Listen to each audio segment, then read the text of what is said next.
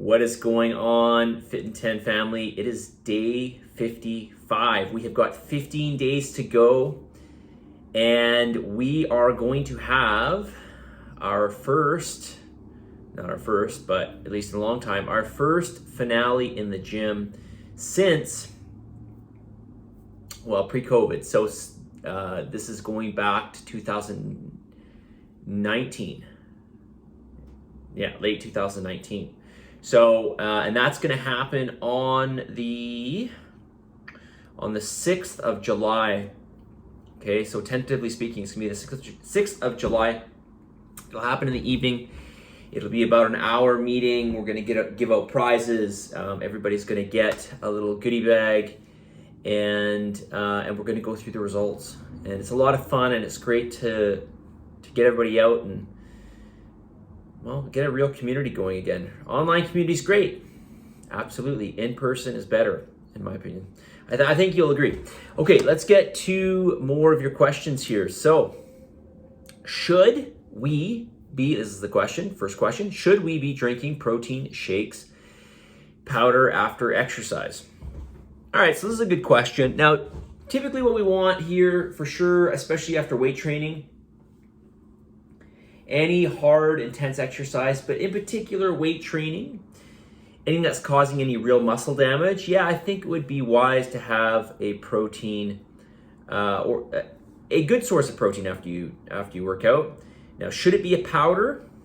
Well, I will tell you, if you have a whey protein powder, you're going to be getting a very good amount of essential amino acids, and you need this for recovery. Also, with a protein powder, it's going to be faster digesting, okay? I mean, unless you're mixing in a bunch of fats and fiber, that will slow it down. But on its own, it's going to be much less, it's going to be much more, it's going to get into your system much faster because it's already bypassed that mechanical digestion. Okay, so yes, I would. I do. Okay, and I think it makes a difference. Is it going to be a game changer? No, it's not. Is it going to make a little bit of a difference? I think so. A massive difference? Certainly not. The other aspect I like about it is I tend to have a bunch of carbs, more simple carbs. Like I have pineapple and I have banana and I have some milk, and I make a shake, and it's kind of like a reward. So I just like to have that like nice sweet reward after training. Question here, another question. Can you post second body scan results? Okay, this is an old question, my apologies. Can you post second body scan results in relation to initial body scans? Anonymous is okay, just want to see where I stand so I can further motivate myself. All right, well, I don't want to do that. Well, we've already done the third scans, but I don't want to do this because I don't know how it's going to work for everybody else. But what I will tell you is this. Literally every single challenge, the body fat mass average from beginning to end is between 18 and 19%. Okay? Or between 18, it's 18 point something and 19 point something. Let's just say it's between 18 and 19%. Literally every single one. It's unbelievable. I mean, it's really, really quite unbelievable. So, on average, people are getting about 19% of their mini goal. Okay, excuse me, not 19% of their mini goal. They're getting 19 of the 30%. So that's just under 66%. They're getting about 2/3 of their mini goal on average, scan to scan. Okay, so that will give you an idea if you want to know where you stand relative, so far, relative to what the average will be, because the average will be between that 18 and 19%. I can pretty much guarantee you that. We've only had one challenge where we had an average of, this only happened in one, and we just had the super high average. And what was that average now? Gosh, I have to look it up. I think it was 23 or 24%. We had a bunch of people. We had over 10 people in that challenge get 30, or I think it was a dozen people got over 30% of their fat mass loss. We just had this crazy group of people. was a bigger challenge. We had, I think, at least 40 people in that challenge. It's pretty big. So hopefully that helps you, okay? All right. Okay, here's a really good question. Are there any benefits to eating your vegetables raw, or should they be cooked so that you receive all the nutrients from them? Okay, so there's a lot I can say on, well, maybe not a lot. I'm certainly no expert on this, but I will tell you that it just depends. It depends on what you're trying to get. There will be some nutrients that get destroyed. So what are some nutrients that get destroyed from heat? Well, typically enzymes do, and vitamin C. Vitamin C is very heat sensitive.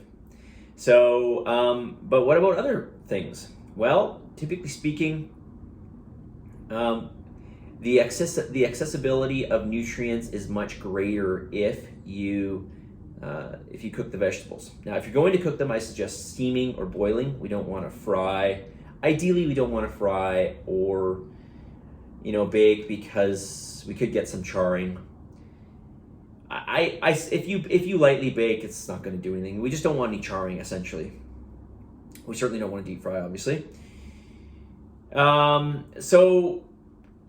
there's other things, like, so for example, there's a compound that's called indole 3-carbinol, but sometimes you just see it in a vegetable as indole. It prevents cancer. Apparently, it prevents cancer. I say apparently because I'd have to really look into it, but it's supposed to prevent cancer. It's supposed to help prevent lupus and many other of these immune type disorders. And this happens when you cook. But there's, like I mentioned, there's enzymes like myrosinase, for example, which is found in broccoli, and this allows us to, it's a bit of a pathway, but basically we want to get access to those sulforaphanes, which help to, they play a major role in cancer prevention, etc. If you kill the myrosinase, if you heat broccoli, if you cook broccoli, you destroy the myrosinase. However, if you have cooked broccoli with, if you have cooked broccoli with mustard seed has the myrosinase in it, so you can still get the sulforaphane from cooked broccoli, which I actually completely forgot about until I just started thinking about it now.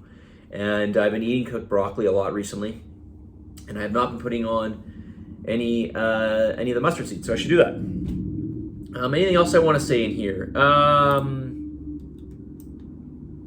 Carrot, spinach, mushrooms, asparagus, cabbage, peppers supply many antioxidants, many carotenoids, ferulic acid,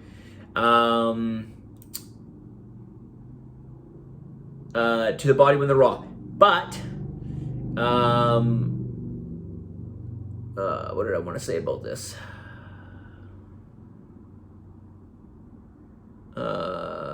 Cooked carrots, blah, blah, blah, blah. Yes, sorry. Okay, my apologies here. I had to actually read what I wrote.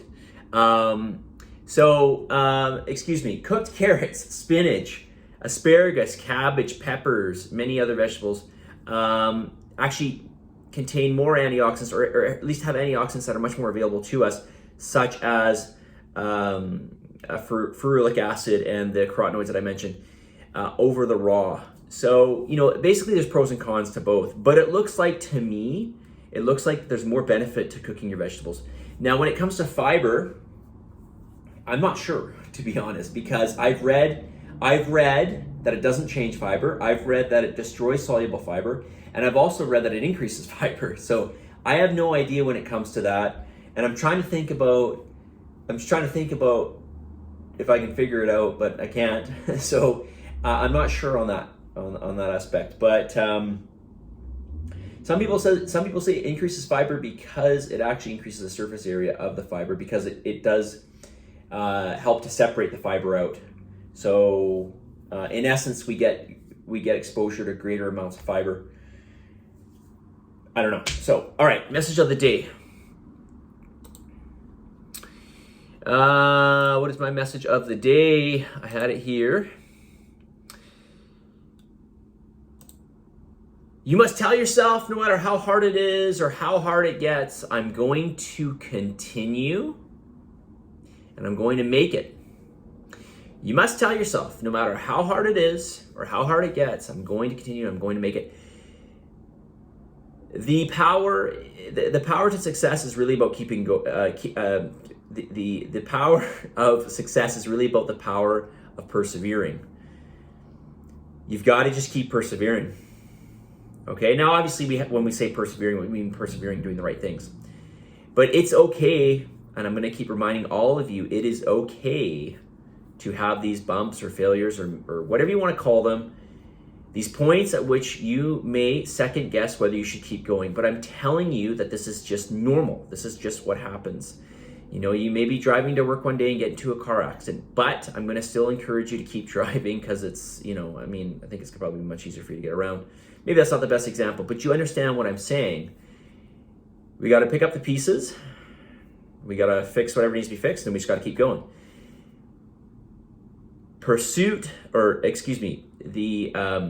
The act of persevering is where success lies. That's what it is. It's not about any special trait. It's not about, generally speaking, it's not about any special trait, being super smart, being whatever, having a super amount of talent. It's about those who continue to persevere. Okay? All right. I think I've said enough. Positive energy, positive vibes, believe in yourself, for love of God, give some gratitude, and I'll talk to you all later.